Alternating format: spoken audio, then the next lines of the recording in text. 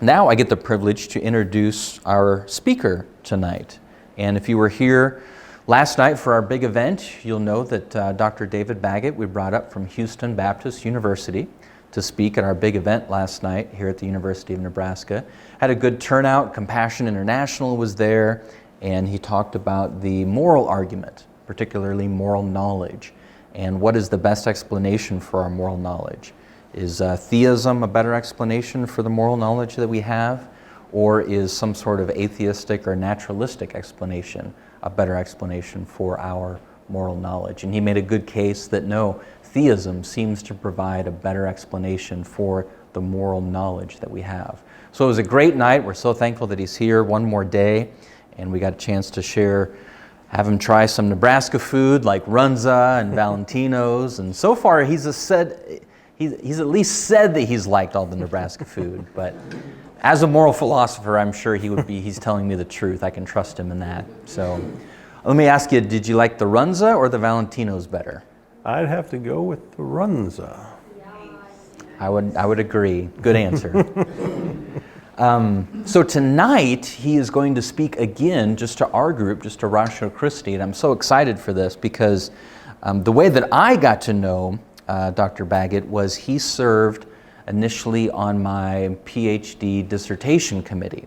I had known of him before that because he has many books, several published through Oxford University Press, and I had read a lot of his books before, but then was super thrilled that he served on my dissertation committee. And then he wrote the foreword for my book coming out this fall that I told you guys about last week. So super excited to get to know him, and very encouraging, supportive individual. I felt very blessed and encouraged, both as he served on my dissertation committee and then just as a friend ever since then. So super excited to bring him here, and tonight he's going to be talking about one of C.S. Lewis's books. So I'm excited to hear what he has to say about that. If you would come up and let's welcome Dr. Baggett to speak at Ratio Christi. All right, well, thanks for being here, and I'm looking forward to talking with you about Till We Have Faces, one of the novels of C.S. Lewis. Now, I'm assuming most of you have not read it. Has anyone read it? Well, that's good. Then you're all in the same boat. And I'll give you sort of an outline of the story as we go along. And so it shouldn't be too hard to follow, but I think you'll really appreciate what he had to say and what he was trying to do in this novel, okay? So if you have any questions as I go along, I want you to just ask them. Just stop me if I use a word you don't know what it means or whatever. Hey, what does that word mean? Or if you aren't getting something about the novel. It's a small enough group that we can really turn this into something of a workshop. So feel free to just dialogue and speak up and ask questions or make comments or whatever, and I'll be happy about that. One thing that I might ask you to do as we go along is to think about, based upon what you know on Lewis, think about themes in Lewis, arguments that he gives in various places and such, and try to make connections between that and what we're going to be talking about in his novel, Till We Have Faces, because there are hints of everything. I mean, there are hints of just about everything that Lewis talked about in this one novel. And that's why, in a real sense, I think this novel sort of encapsulates the thrust of his work in so many ways. Okay, and thanks for the nice introduction. And the biggest thrill for me on this trip has been to meet Adam in person. And we keep talking about how it's so strange that we had never met in person before. It felt like we had, but we actually hadn't. And it's been just such a joy to meet him in person. And then to see the operation here and his team. I just love these guys. Kindred spirits all. Thanks so much for having me. It's been a delight. So I've got the paper here, and it's called Solving Our Shame, Reflections on C.S. Lewis's Till We Have Faces. And I will read it. So about a year ago, I spoke to Ratio Christi at Houston Baptist University about what John Hare calls the performative variant of the moral argument, which pertains to this matter. All of us have fallen short of the moral standard in various ways. Invariably, there's a gap between the best that we can do morally speaking, and what the moral law requires. There's this gap. And God's grace, arguably, is the best solution to close that gap, to solve that problem. But really, the gap comes in three varieties. Because we fall short and we sin, we need to be forgiven. And God's grace covers that. But we also want to become better. We don't just want to be forgiven and stay exactly the same, right? We want to become better. We want to be transformed. And God's grace is at work to do that in us as believers. And ultimately, we don't just want to be fixed somewhat or to some degree, but all the way. We want to be utterly transformed, even perfected, right? And God's grace does that too. You see, Christianity, as it happens, answers to each of these three deep existential moral needs. In the doctrine of justification, right, there is forgiveness. In the doctrine of sanctification, right, there is transformation. And then ultimately there's perfection. And what's that stage called? So justification, sanctification, glorification. Exactly right. And all three of these dimensions of the performative argument focus on the issue of guilt, right? We need to be forgiven for our sins and all of that, and then we need to stop sinning, become better. Guilt is clearly a crucially important matter. But last year when I talked about all of this, a question arose. Someone in the audience asked me a question about shame. And I had talked a lot about guilt, but what about this issue of shame? And it got me thinking, and then various circumstances converged in such a way that I got a little bit of insight about it. And so I'm going to talk about this matter of shame tonight, and especially in connection with this novel of Lewis. I've read it numerous times, and the last time I read it, I unexpectedly discovered, in the midst of thinking about shame more because I had been prodded to do so, that the book mentions shame about 50 times, and I had never noticed it before.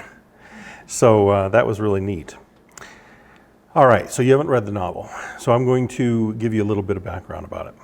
The novel is a retelling of the Cupid Psyche myth. And in the original myth, Cupid falls in love with Psyche. And Psyche, by the way, is like this godlike figure, okay? But then Cupid falls in love with Psyche. Cupid. So, I forget these names. Cupid falls in love with Psyche. Cupid is the godlike figure. Sorry, Psyche is the woman. Okay, and then Psyche's sisters then become jealous of her because she just married this godlike figure, and practically seek her ruin. Now, in Lewis's retelling, the story is weaved from one of the jealous sisters' perspectives, which gives us deeper insight into behavior that appears and is hideous, but is thought by the person performing the action, the sister in question, as sort of justified, right? So you're going to get sort of the inside scoop of why she did some of these things that were really bad, this jealous sister, but when she was doing them, at least, she thought she was justified. She thought she was doing the right thing. So in the retelling, this sister is named, it's O-R-U-A-L. I always want to say Orual because it kind of sounds like Oreo cookie. But I think that the correct pronunciation is something more like Orual. So I'll try to say that, even though that's difficult for me because my R's have always been a problem ever since I was a boy. So Orual, this is the jealous sister from whose perspective we're going to hear the story told. So Orual, as in the original myth, although the name was different in the original, but that doesn't matter, she does something that utterly disrupts her sister Psyche's life and ends up banishing her from the palace in which she was living with her kind of husband god. But Lewis's biggest innovation came about from Orual's inability to see the palace. And in the original telling of the myth, the jealous sister saw the palace in which Psyche was living. But as a young man, when Lewis read that myth, he immediately sort of intuitively recognized there's a mistake here. She shouldn't have been able to see the palace. And so that is the big innovation that he employs in the retelling of the myth. So you'll see the significance of that. So Psyche claims to be living there with her husband god, but Orual cannot see the palace. And she suspects that Psyche, though sincere, is simply mistaken. She's deluded or something. She doesn't assume that her sister is lying, but she just assumes that she's been, duped in some way or another. Still, since Orual cannot see the palace, she assumes that Psyche has simply gotten confused, gone mad, or something. Whatever the explanation, Orual convinces herself that she needs to fix a bad situation. Okay, so you see already what's happening, right? This jealous sister is going to do something horrible, but the way Lewis is telling it, it's like, okay, well, she almost kind of has a reason to think that maybe her sister needs help, she needs deliverance from this situation, she's deluded, she's confused, she's maybe slightly mad, or whatever the explanation, she needs to intervene. Okay. And again, remember what's happening. Orual is not a reliable narrator. All right, so what you're getting from Orual is kind of the inside scoop of what's going on inside of her head. But much of it is really messed up. And you get to see that as time goes on. And she herself eventually will see it. Okay. So on Orual's self-deceived telling, she herself really is the heroine. She's not the bad guy. She's the heroine, right? She's the one who's going to deliver her sister from this situation. And in fact, Orual sees herself as the victim. She's not the victimizer, she's the victim. And in her life up to now, she has been, as I'll explain in a moment, cruelly shamed. And so surely she is not the one, who has done anything or is doing anything shameful. Well, the last part of the book will address that, whether that's true. And spoiler alert, it is not true. She's completely wrong on this. She does have reasons to gripe. There were some hard things early in her life, as we'll see, but it's what she did with those things and then how she used them to justify bad behavior that becomes the issue. And again, what struck me in my recent reading of the book was the centrality of this theme of shame. And this was obviously intentional on Lewis's part. And I think that we can understand better why now by looking at Orual's history, okay? So this is the first part of the book where Orual's life is sort of laid out. So this is all prior to her sister marrying the god figure, okay? So Orual, the jealous sister, Psyche, we're going to talk about. She's the one who marries the husband god. And then there's another sister named Retold. Okay. The most important figures here, though, are going to be Orual and Psyche. In contrast with Psyche, who is, we are told, unspeakably beautiful, Orual was born exceedingly unattractive. Near the end of the first chapter, she realizes it for the first time when she hears her father speaking about whether Orual should be covered up, like with a veil. And this is a quote from the father, who was a king, and really a piece of work. Quote from him, "Do you think I want my queen frightened out of her senses? Veils, of course, and good thick veils too." One of the other girls tittered, and I think that was the first time I clearly understood that I am ugly. Now, her father was relentless and incessantly reminded Orual of her appearance and really shamed her for it, really shamed her for something entirely outside of her control. And if you were to just try to use your imagination for a moment and put yourself into her shoes, I think you could empathize quite a bit with her perspective. Fathers, we know, shape their daughters' sense of self, their self-esteem, their body image, their academic abilities, their behavior, their social traits, how they deal with stress. All of these things have been very well documented. They shape their daughters' relationships, both romantic and non-romantic. Good fathers show their daughters how women ought to be treated. Studies show that young women who report healthy relationships with their fathers are less likely to become clinically depressed or anxious, less likely to develop eating disorders, body dysmorphia, or be dissatisfied with their appearance. Overall, they report better emotional and mental health. Daughters of good fathers, in short, have been given a great gift, and they are conferred a huge advantage. But of course, we don't live in a perfect world, and plenty of daughters are not raised with a father at all or are raised with a bad one. And what we find here in Orual is a daughter with, quite frankly, a horrible father, shaming her repeatedly and relentlessly for something over which she had no control whatsoever. And shame is the right word, and particularly undeserved shame. Orual had no control over her looks. Clearly, Orual was not guilty in any sense, but she did feel shame. It was undeserved shame, but it was shame. That's a potent emotion. We often hear that in the West, it is guilt that tends to do the heavy lifting, while in various Eastern cultures and philosophies and religions, shame is the dynamic more likely on display. Now, as it happens, that narrative is a bit too simple. Shame, for example, can be found among a number of important Western thinkers, from Aristotle to Aquinas and plenty besides.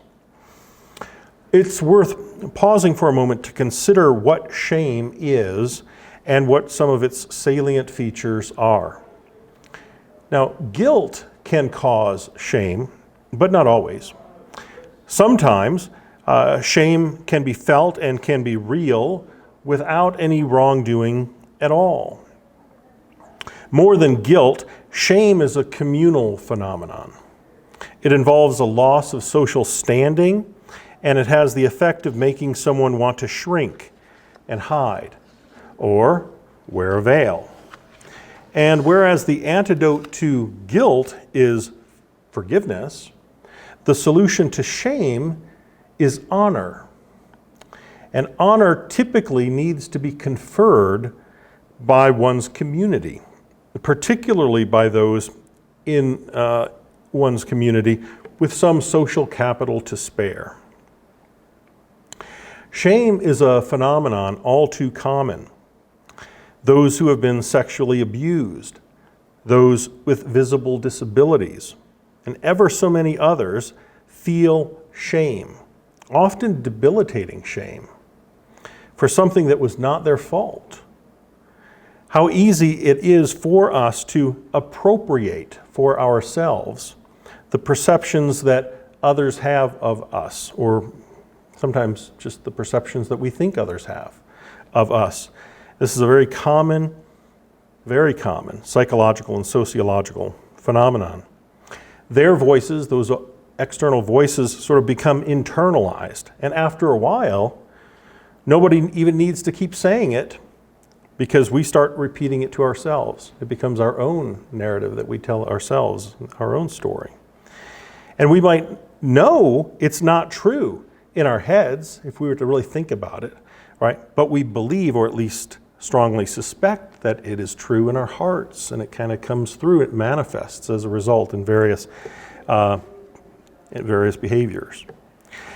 The perceptions that others have of us can often shape us in deep ways.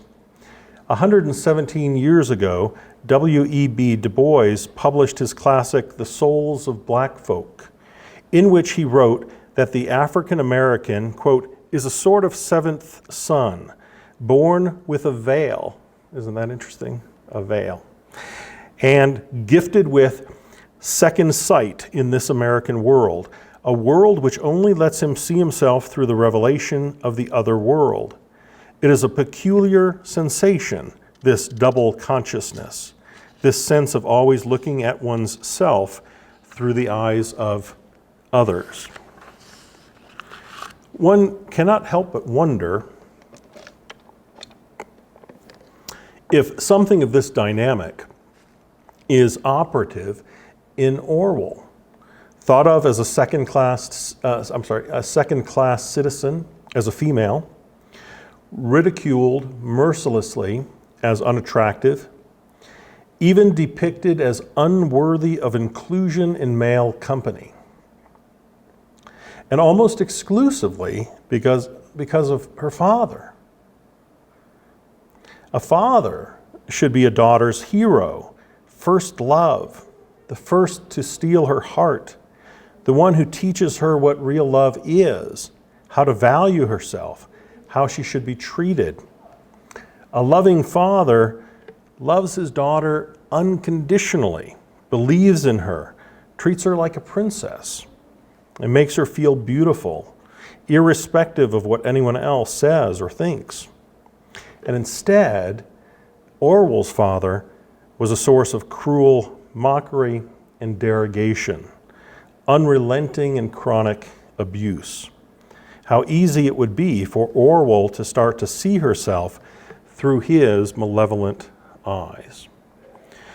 So far then, this makes Orual a wholly sympathetic character.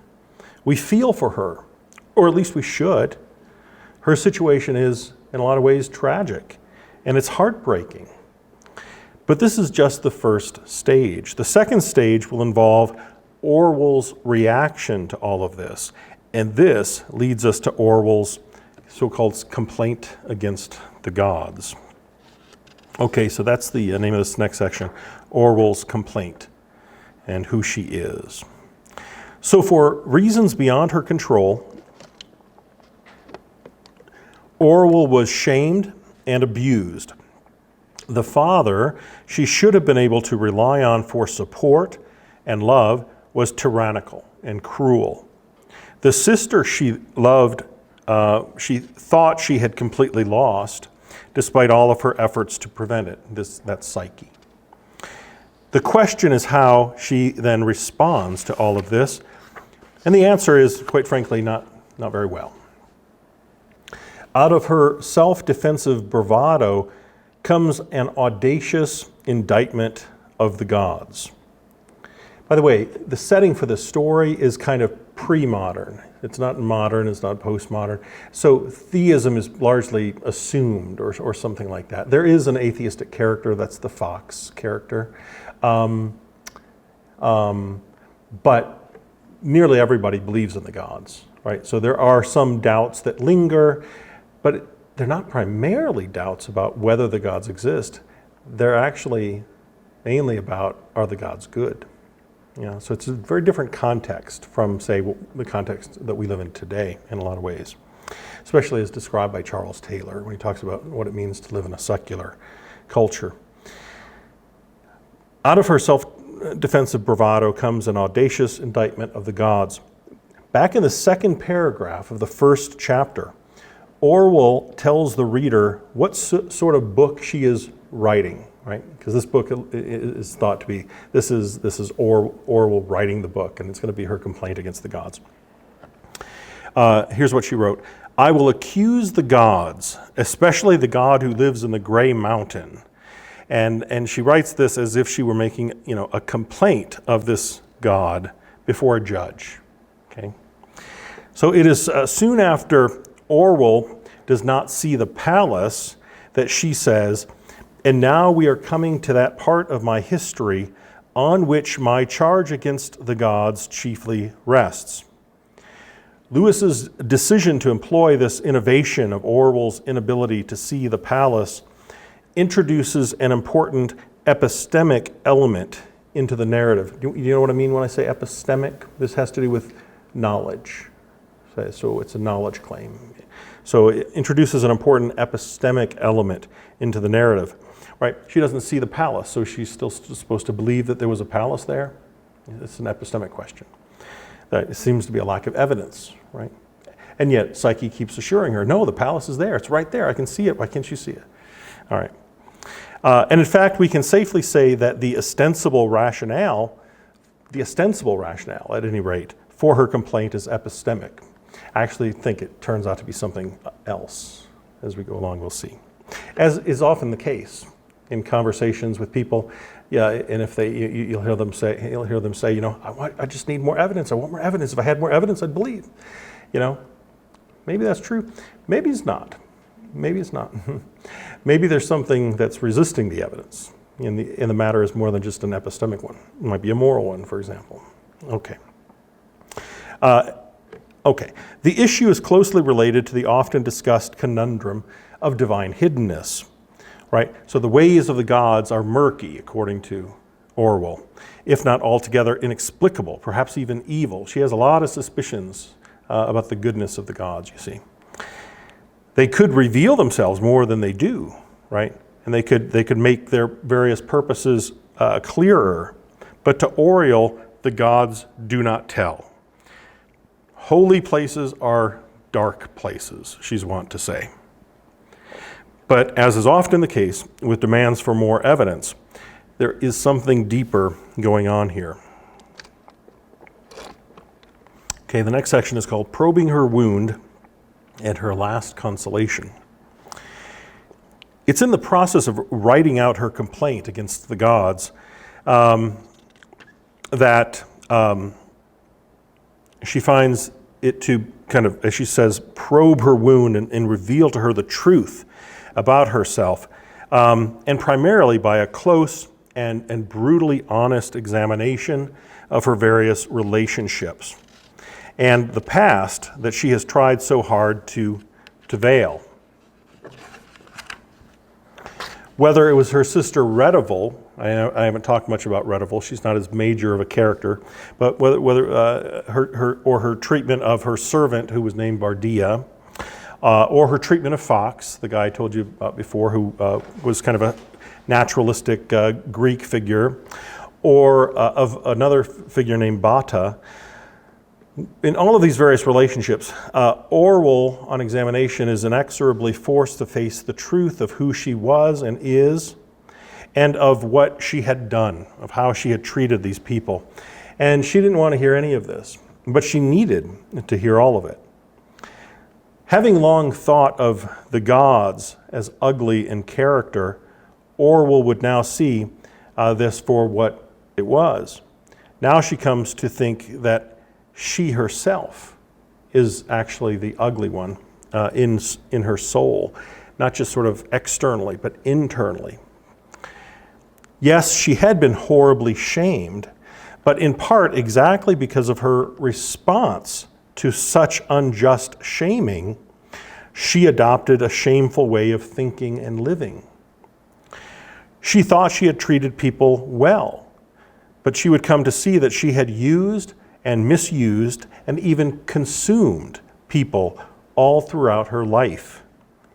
She had so fixated on her own sufferings that she was indifferent to and oblivious of the sufferings of those around her. Her father was a despotic tyrant, and he was horrible to her, no doubt. But in her own ways, she had begun, you see, to resemble him, at least when she was at her worst, and in the process becoming what she hated. In her angst and emotional tumult, the queen, that's Orual, she becomes the queen at a certain point. She comforts herself, though, with her complaint against the gods. And with obstinate tenacity, she holds on to her one last consolation, right? She's like, okay, yeah, I treated people badly. I thought I treated them well, but I treated them badly. But at least I treated Psyche well. I loved Psyche. So at least she had cared for Psyche, right? Taught her and tried to save her, even wounded herself for her. You don't know what that means if you didn't read the book. It doesn't matter. And then comes a vision. And in the vision, she has a chance, think of it, to read her indictment against the gods, to the gods. And this book, or this indictment, this complaint, has, however, now become much shorter, like literally, physically shorter. It was like this big, long book, and now it's just the short little thing. And she's reluctant to read it, as you can imagine. But she does, in fact, without realizing it, read it. And she reads it over and over and over and over again, without realizing it. And so there are three salient highlights here that I want to accentuate. First, on the evidential score, because again, remember, the ostensible reason for her complaint against the gods was epistemic, evidential, not enough evidence, all this business, right?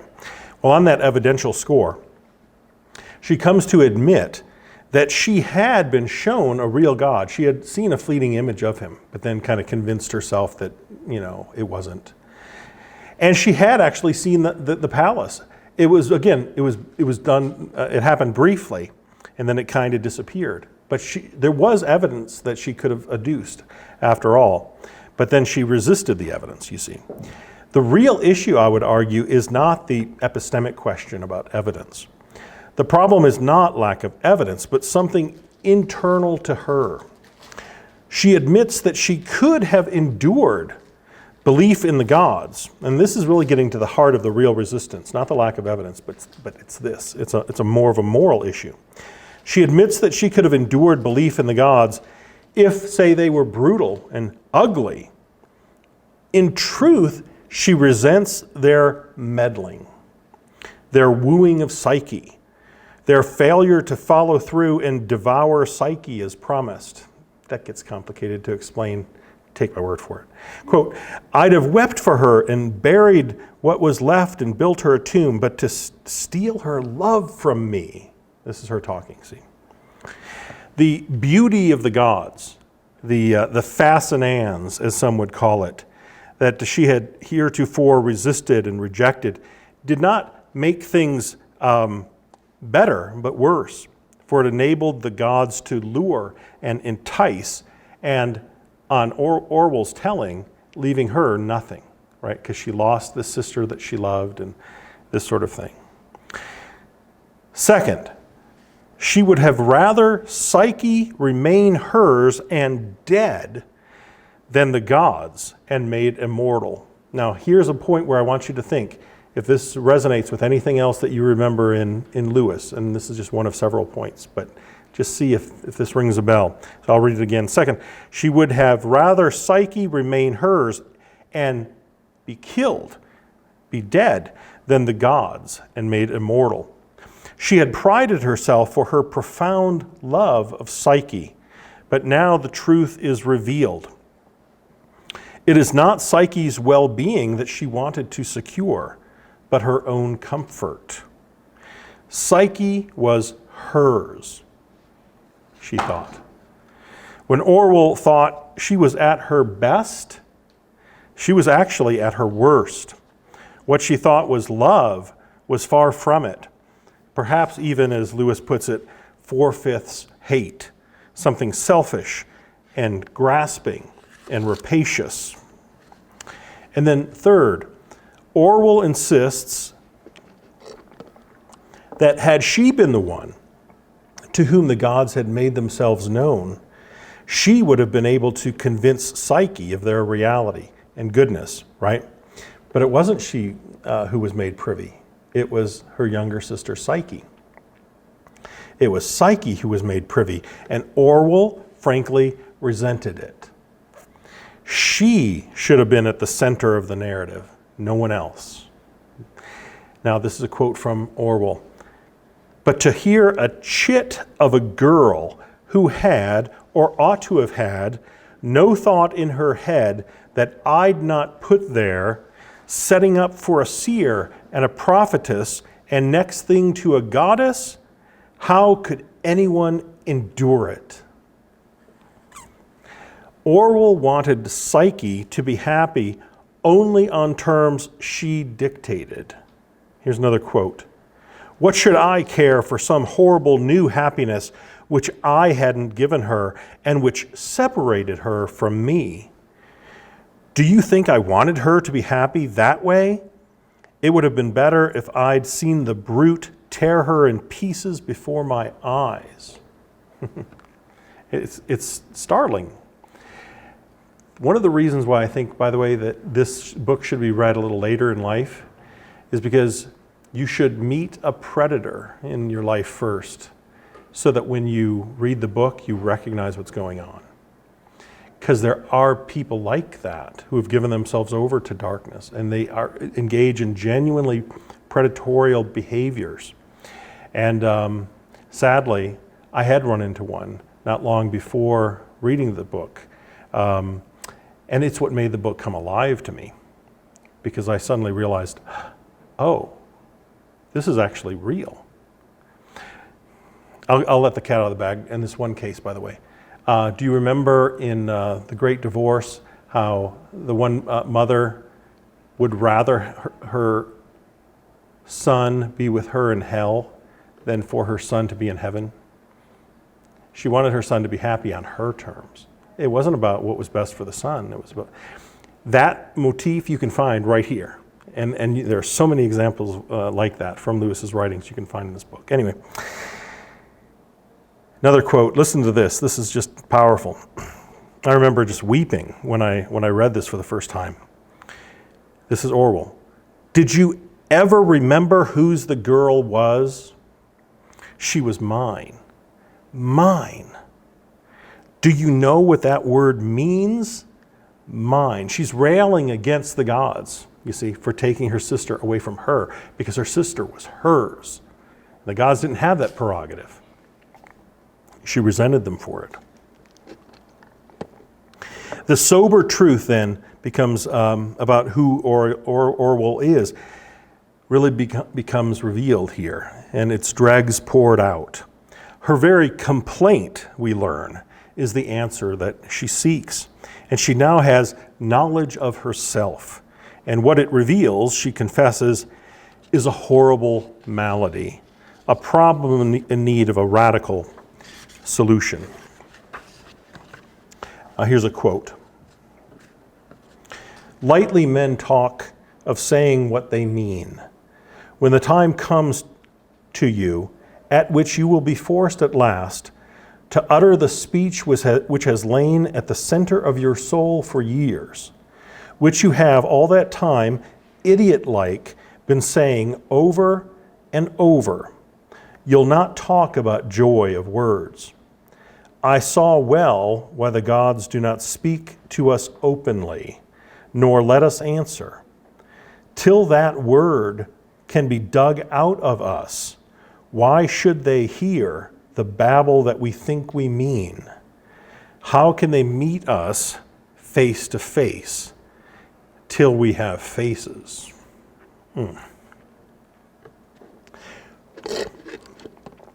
Ways in which Orual was victimized.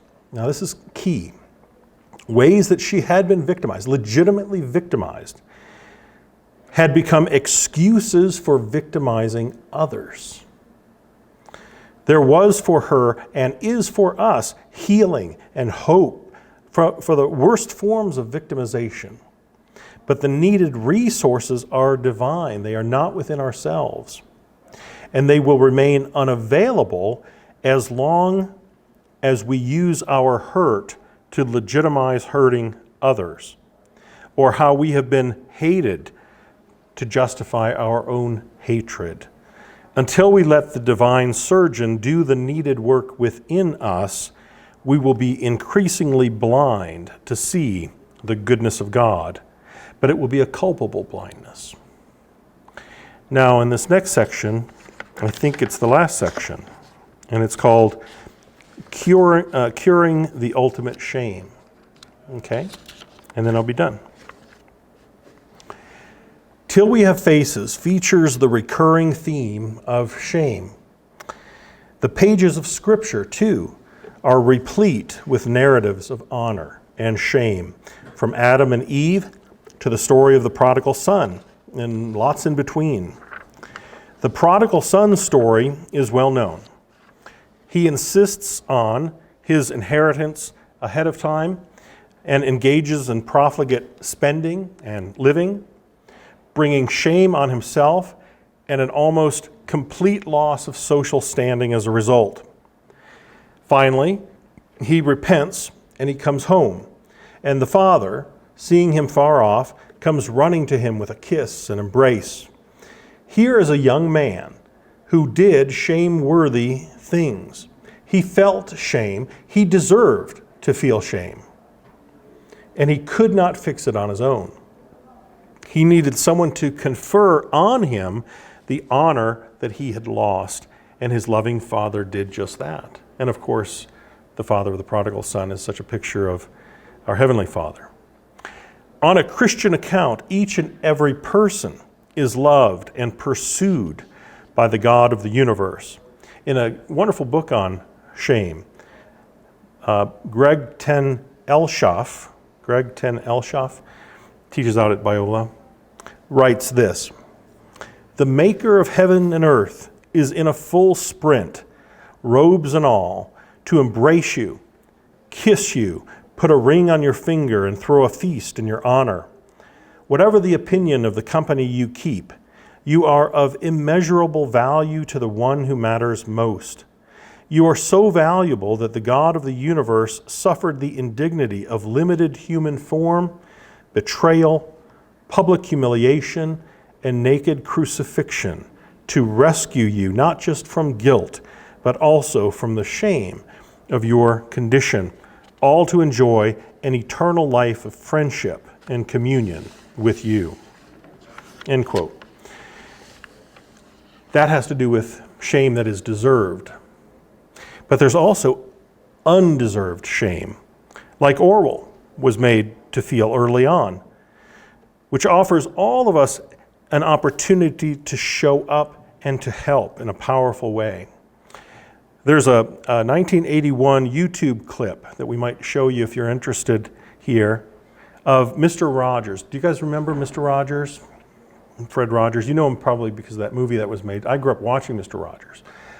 Maybe some of you did. I'm not sure. You're probably too young, most of you, but probably. Anyway, a wonderful man. Anyway, so there's this 1981 clip of him hosting a 10-year-old wheelchair-bound boy named Jeffrey Erlanger. And they had originally met 5 years before. And Rogers remembered him and invited him to his show, Mr. Rogers' Neighborhood. Fred would later say that the unscripted 10 minutes, and they were genuinely unscripted, they had not practiced ahead of time what they were going to talk about. Those unscripted 10 minutes or 8 minutes or whatever it was, in conversation with Jeffrey on a show, were his most memorable moment on television. And it is deeply moving. And if there is any doubt as to why, I might suggest that it has to do, at least in part, large part, with this matter of shame. Ours is sadly a society in which certain people, like I said, those who've been sexually abused, also those with visible disabilities, like Jeffrey, wheelchair bound, they carry a stigma, and they are often, for no fault of their own, riddled with a sense of shame, a loss of social standing, and a resultant tendency to shrink and to hide. It threatens their very sense of humanity. And the solution that we can play a part in has to be communal, usually involving, again, someone with social capital to spare, conferring honor upon them. Arguably, that is exactly what makes those 10 minutes of television so undeniably magical. It is a simply profound microcosm of the divine love that deigns and condescends to broken and marginalized people, and in the process exalts them, replacing shame with honor and beauty, replacing ashes with beauty. What Mr. Rogers did for Jeffrey made goodness attractive. That was something Mr. Rogers used to say. And this is sort of part of our job description, it seems to me, as Christians, to make goodness attractive. It's a vitally important way to love God and neighbor, but it takes intentionality and empathy and cultivating eyes with which to see the suffering, indignity, and felt shame of those around us. And this leads to the last example of shame. And it's different from the others, or perhaps it's at the foundation of all of the others. And we see it, too, until we have faces. When Psyche is telling Orual how she was saved from sacrifice and transported to the palace, Psyche tries to describe the gods. And the name of this god husband is West Wind. So she says that when she saw the west wind, she was neither glad nor afraid, at least at first, but rather she was, care to guess? Ashamed. And then here's the dialogue. But what of? Psyche, they hadn't stripped you naked or anything. No, no. Ashamed of looking like a mortal. Ashamed of being a mortal. Ashamed of being a mortal. But how could you help that? Right? Orwell's asking. And Psyche says, don't you think the things people are most ashamed of are the things they can't help? And then Orwell, I thought of my ugliness and said nothing. What stands out in this remarkable passage is our mortality as a source of shame. On a biblical conception of the human condition, we are meant for abundant and eternal life, not just quantitatively, right, but qualitatively, starting even now.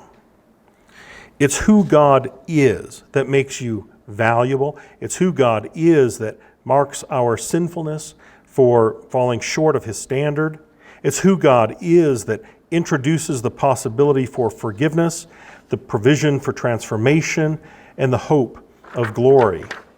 We have the joy of abundant and eternal life because God so loved the world that He sent His Son to die, and in so dying, to defeat death, enduring the cross, drinking the excruciating sufferings to their dregs, despising our shame, He took upon Himself. Jesus made possible that our biggest vulnerability of all, our mortality and all that it represents, sin and death and shame, can be swallowed up in victory. Jesus really did pay it all. It's not a cliche. It's one of the most earth-shattering truths that there is, if only we would believe it and appropriate it. 1 Corinthians 15:53 speaks of the perishable putting on the imperishable and mortality, immortality. Even before Adam's, not you, Adam, but the original Adam, even before Adam's fall introduced spiritual death, there was a susceptibility to sin and shame that needed to be rectified. Redemption from sin and corruption takes center stage in Scripture and is, of course, central. But there are also indications, and you pick up on some of these with these images like immortality swallowing up mortality, that even if sin had never been a problem, God was going to have to do something to make mere creatures fit for eternal fellowship with the Creator.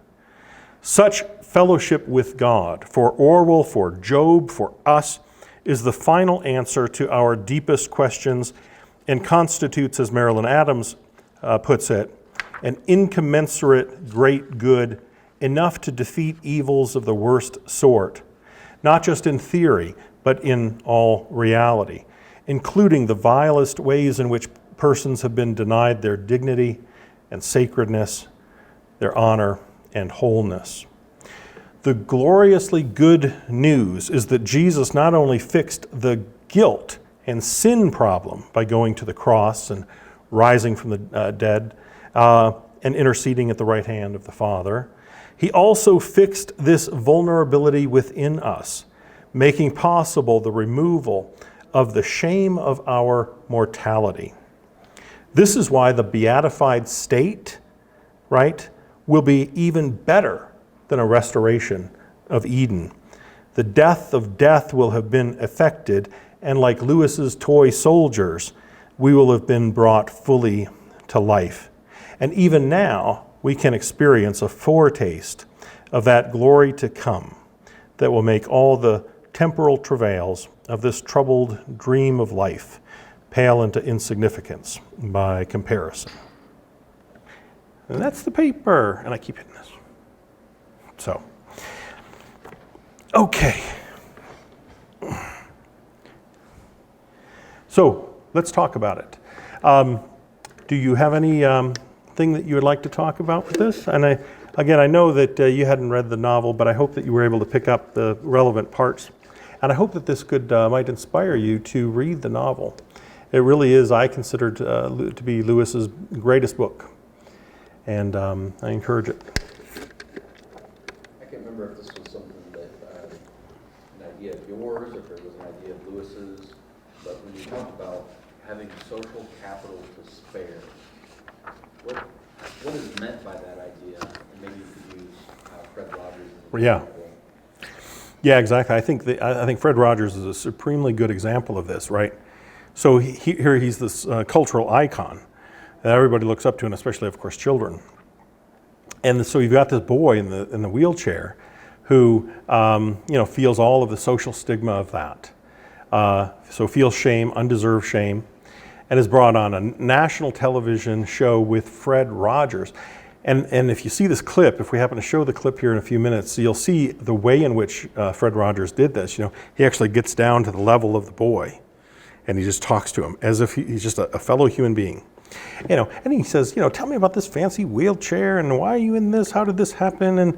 And he just talks to him, like on the same level. It's a really beautiful thing to see. What Fred Rogers is doing, and he doesn't have to do this, obviously, with all of the social capital that he has, he's willingly giving it away, and he's honoring this boy. And that is the antidote to the shame. So it's really just almost a paradigmatic example of someone with social capital to spare. In this case, Fred Rogers in the prodigal son story, the father, and so forth, who then chooses to use that social capital to lift up someone who has been knocked down, either by life or by their own choices. In the case of Jeffrey, it was completely undeserved shame. There is deserved shame, there's undeserved shame, but both are examples of shame, and they require different kinds of solutions. The deserved shame, that's going to require God to fix. But of course, God's grace is available. We can play a bigger part, though, in those cases where people are experiencing the undeserved shame by coming alongside those people and lifting them up. So does that help a little? So somebody who has excess, what's the phrase? Excess social capital? Social capital, yeah. Somebody who has a lot of honor and more than they would need, or more than maybe should be expected, and so then they can spread that honor around. Is that the idea? Well, yeah. I mean, certainly in the case of like Mr. Rogers, he had this outsized influence because of his social capital, and so we couldn't all do maybe some of those things that he would have been able to do. But the fact, of course, that he actually did them is so important, because there could be plenty of others with plenty of social capital to spare who then just hoard it all to themselves, and they don't make the effort. And his efforts were prodigious. I mean, before like every show, there would be handicapped children, and it wouldn't make it into the show, and he would spend time with them. And the producers of the show would say, and he always spent more time with them than we wanted, because they wanted to get on with the show, and he was never in a rush, like never in a hurry, and it drove them nuts. But it really was just such a reflection of who he was. Really was a dear man. By the way, I wanted to write a book on Mr. Rogers, and I may still do that at some point, and I actually got some research money some years ago, and my wife and I were able to go to Latrobe, Pennsylvania, which is where he grew up, and I saw his house where he grew up, and I saw where he's not buried because it's a mausoleum, but I looked inside and I could see where his body had been placed, and where his wife Joanne's body was to be placed, and she's now dead, so her body's in there now too. And the Mr. Rogers Center is at St. Vincent College there in Latrobe, and they've got all these archives and such, and I spent days on end just taking copious notes and holding like handwritten letters from Mr. Rogers and things, and I just felt so close to him, I grew up watching him, so it was just a really special sort of thing. But I've grown to appreciate him even more now in retrospect than I did as a kid, and I loved him as a boy, as millions of others as children did. But yeah, that's some of the background on that. Yeah. So I have a few questions.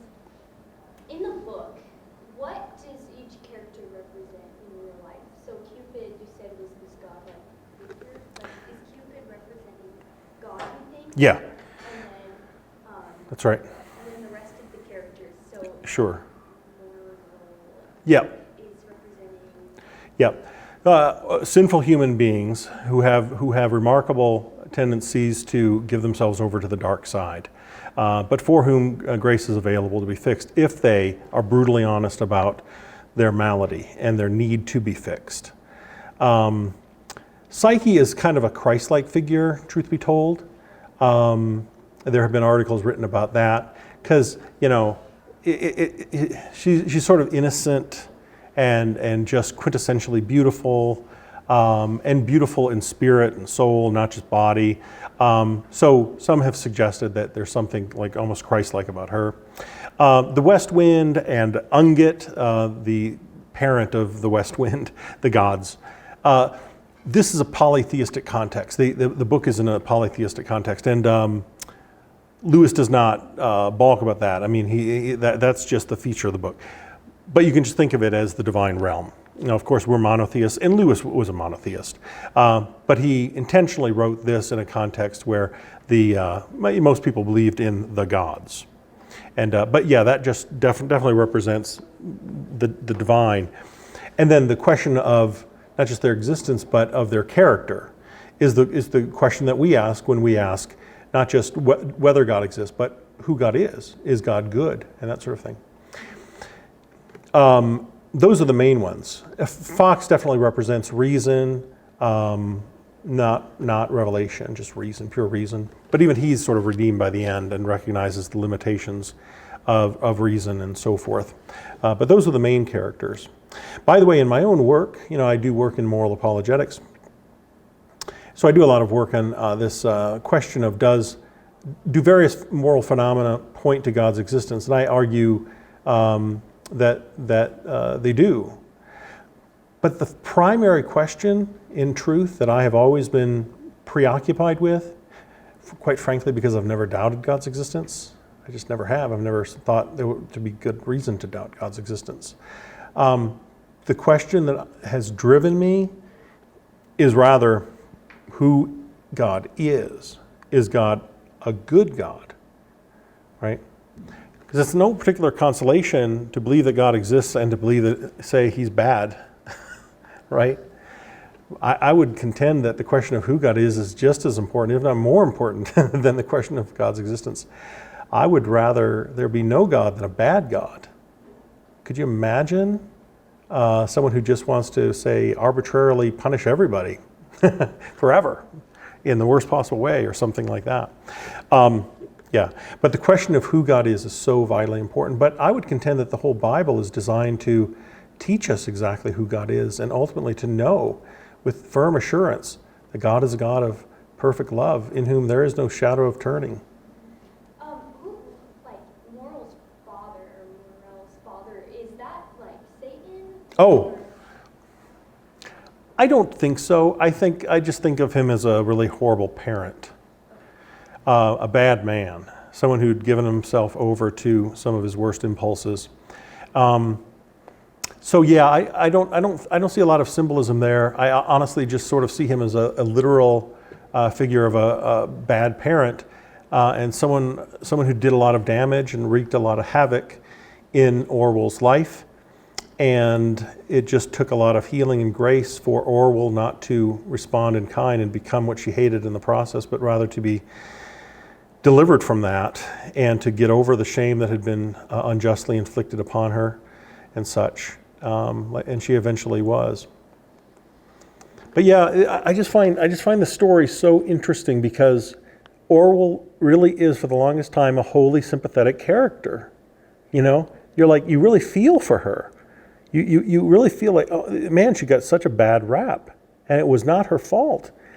And this is exactly the brilliance of Lewis, because you easily fall into the trap of thinking, yeah, I'm on her side. She's a sympathetic character. I feel empathy toward her, right? So he draws you in, right? And then she starts doing really bad things, and you find yourself tempted to think, well, I'm on her side anyway. That couldn't happen in real life. Will Smith. Did she happen to be cooking that out in an RV in the desert? That's right. You guys were talking about Breaking Bad earlier. A brilliant story of where you see step by step the devolution of a character, and yeah, like in slow motion. And it really is such a powerful depiction. I think it's one of the greatest television shows that's ever been created. Supremely entertaining, but it's a morality tale through and through, where you just see step by step. Compare Walter White in the first episode with him in the last episode. I mean, there's a chasm, right? You were talking about that earlier. And it's so true. But then you see how that happened. It wasn't instantaneous. It was a gradual devolution, a step-by-step process. Again, this is a theme that you find in Lewis all the time. Every decision that we make, moves us toward the light or moves us toward the darkness. And enough of those steps put together, and the darkness can be appreciable or the light can be appreciable. And then one last question. Yeah. So you mentioned earlier in your talk, I think, that you had said it was kind of a simplified view of this, but that the more Western culture and religions, I guess, were more centered around guilt, and then the more Eastern sides were more shame. That's often the perception. Yes. Okay. So why do you think that is? Well, in a lot of the Eastern religions and such, they have a strong emphasis on shame, and they're more like shame-based cultures, right? Ours is less so, and the Western world in general is a little less so, which has contributed to this perception, but there's something wrong about that perception too, because if you go back to some of the great luminaries, influential Western thinkers, closer to its inception, you find that, say, Aristotle discussed shame as a virtue. What he meant is the capacity to feel shame, because think about what the opposite of that is: shamelessness. And that always makes me think of that old Jerry Springer show. I don't know if you guys remember the Jerry Springer show, but you couldn't watch it without thinking, these people have no shame. They have lost the capacity for shame. This is not a good thing. Aristotle would say, yes, this is a vice, not a virtue. It's a virtue to be able to feel shame, especially if you do something shameworthy. You see, this is really interesting. A lot of people, they see the experiences of undeserved shame, and they think that shame is nothing but a toxic thing because of the undeserved shame. There's something right about that, and there's something wrong. What's wrong is there is also such a thing as deserved shame. Yeah. And so this idea that, no, we should never feel shame for anything because shame is a toxic emotion. No, you're swinging the pendulum too far. It's actually a virtue. I think Aristotle was absolutely right to be able to feel shame when you should. Yeah. So Will Smith should have felt shame for what he did, it seems to me. And initially, I don't think he did. And by the way, this is not about shaming. I have no interest in shaming Will Smith or anyone else. We should not shame people. That's one point. Here's another point. People who do shameful things should feel shame. Do you see? That's the difference. Our culture often gets it backwards. We deny that people should ever feel shame, and we shame people. That's exactly wrong. That's the diametric opposite of what we should do. Encourage people to feel shame if they've done something genuinely shameful, but try not to shame people. That does remind me of a funny line my stepson said one time. He was thinking about something, he was reading something or hearing something, and he told his mother, my wife said, he said, I don't know. Oh no, someone was saying something to him, and he found himself having a certain emotion, and he goes to his mom later, I don't know if the person was shaming me or I was just ashamed. There's a really subtle distinction here. Anyway, it was a really funny line. But you see what I mean? So we shame people too much in our culture. We shouldn't do that, but people should feel shame if they do something shameworthy. Yeah, that's an important distinction to bear in mind. About 5 minutes left. If you guys have any questions. Yeah, I want to go back to what you were saying earlier about the social capital and the Mr. interaction. It kind of reminds me of the concept of equity and someone who's in a situation that was not of their own doing. They need to be given extra provisions or extra things to bring them up to more of a status. And Mr. Rogers has so much of that. Yeah.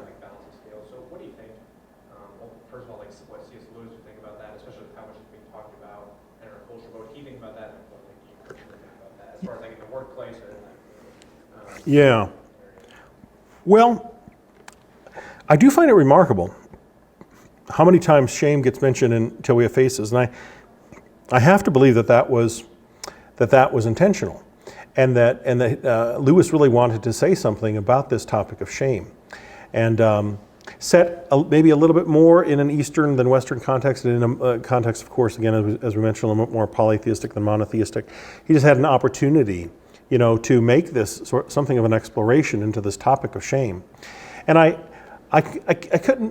can't really imagine him having a view on shame significantly different from, say, Ten Elshoff's perspective. Ten Elshoff's a philosopher, like I say, out at Biola, who wrote that book. And it was just so providential that Christianity Today asked me to write a review of that book. I wouldn't even have known about the book. And so I read the book, and it was like, oh man, this is great. And I was already thinking about this topic of shame. It's marvelous sometimes how God kind of, providentially orders your steps in that way. But anyway, but a lot of these distinctions that I'm making about shame, I really learned from Ten Elshoff, and I don't have the evidence for it right now to kind of readily adduce, but my guess is that Lewis would very much appreciate that analysis, and would echo this theme that in the cross and resurrection is a solution not just to our guilt, but to our shame. Remember that bit about near the end. Don't you think some of the things that we're most ashamed of we had no control over, and Orual thought of her ugliness and said nothing. In other words, Lewis is saying, that's it, that's true. There are people experiencing undeserved shame for no fault of their own, and as a society, that's something we need to address. That's something we can actually help out with. I think that Lewis would be a firm believer in that. And then, of course, also with that intimation of the shame of our mortality. Again, we didn't choose to be born mortal and sinful and so forth. And of course, the great news is that our sinfulness is only a contingent feature of us. It's not essential to who we are. We can lose our sinfulness and still remain exactly who we are. It's not an essential feature. What's an essential feature of us is, say, our having been made in God's image. And so that's much more ultimate than the other, which is hopefully just a temporary condition as God delivers us from it entirely and conforms us to His image to the uttermost, and that sort of thing. So I just see Lewis very much in the spirit of all of this. I think that equity picture is a nice one to sort of encapsulate the process.